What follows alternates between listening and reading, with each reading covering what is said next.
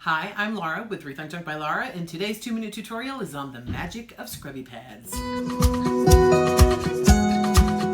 The first use for scrubby pads is with our prep. Use the prep as the first step to cleaning your furniture and getting it ready to paint.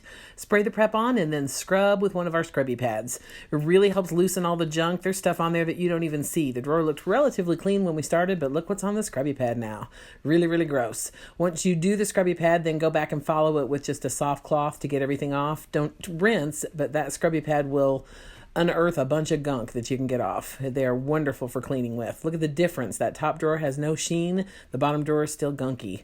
The next use, we painted this drawer with sandstone. Once you're done, you gotta trust us on this one. The paint's pretty smooth, but take that scrubby pad and rub it across, and it makes it super, super smooth. Fabulous, fabulous feel once you just rub the scrubby pad across. Scrubby pads are a good thing. Happy rethunking!